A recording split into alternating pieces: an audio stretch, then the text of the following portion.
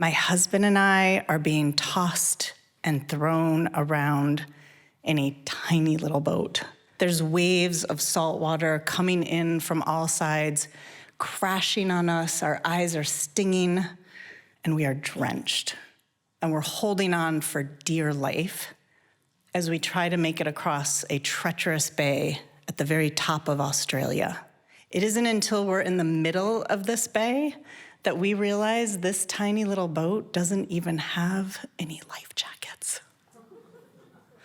But then we realize it doesn't even matter, because if we go overboard, we're gonna get eaten by saltwater crocodiles or bull sharks. I'm a photographer, and I'm on assignment for National Geographic magazine. I'm working on a story about a group of marsupial animals that went extinct about 50,000 years ago, all at the same time. And my husband is with me because he's also a photographer. In fact, we met in the halls of National Geographic. And we realized right away when we started dating that we would never see each other unless we assisted the other one on assignment. So I asked him if he would come on this one, and he agreed, but it was right about now that he was wondering why.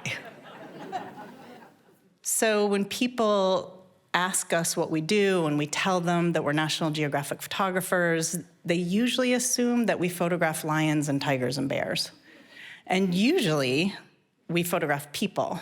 But right now, we're not doing either. We're just holding on for dear life, trying to get across this bay to photograph some rock art that might help explain some of the mystery around these lost animals.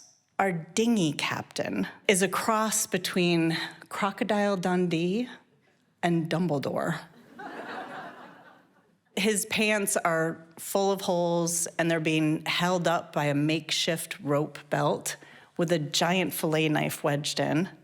And his accent is so thick that we're only understanding every other word, to the point of when he starts pointing out at the horizon and he's yelling really loud, we're not sure if he's pointing out the sights or if something's terribly wrong with our little boat.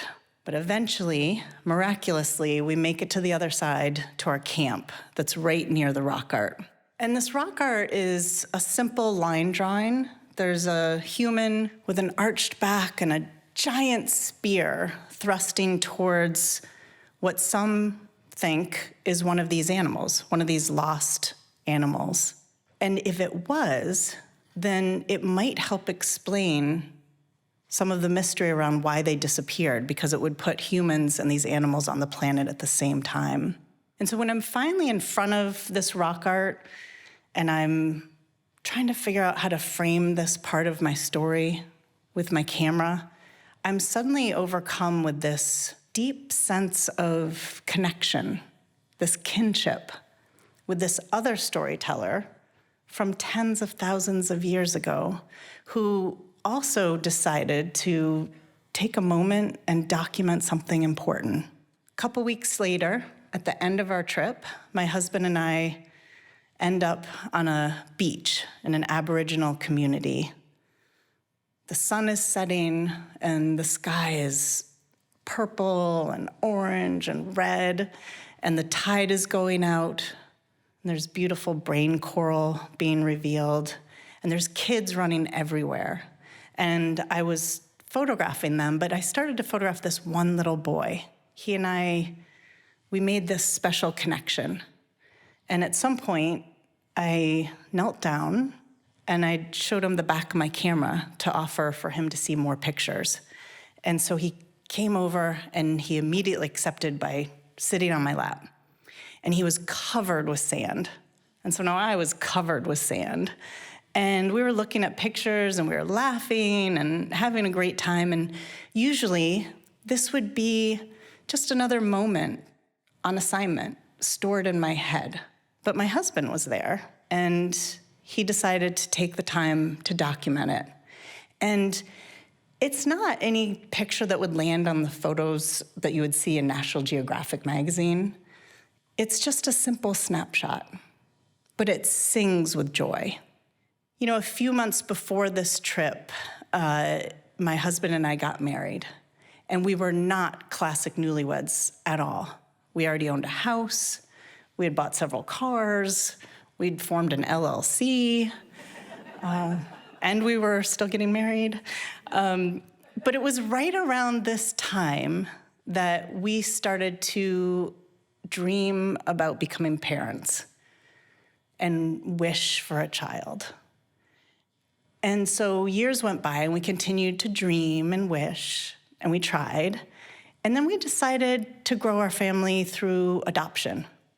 And like most people in the United States, we chose an open adoption, which means that the birth mom or the birth family gets to choose where the child goes. And there's an opportunity for a continued relationship and communication. So in order to start this process, we had to build a website.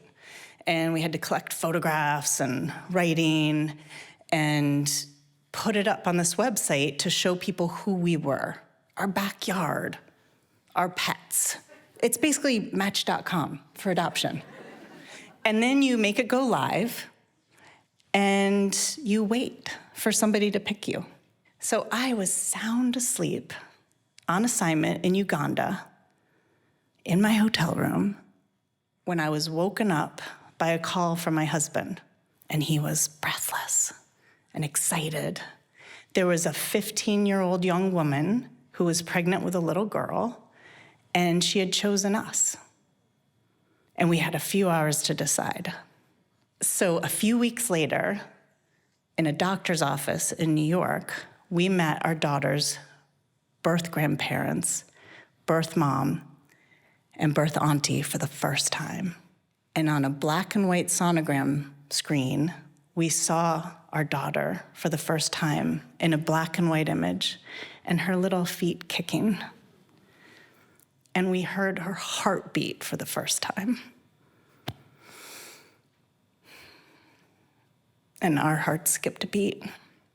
And when we asked why us? Why did you choose us? Our daughter's birth mother described a photograph of me on a beach, covered in sand, laughing with a little boy with so much joy, the same joy that we've felt with our daughter for 7 years, our beautiful daughter who has built our family. Thank you.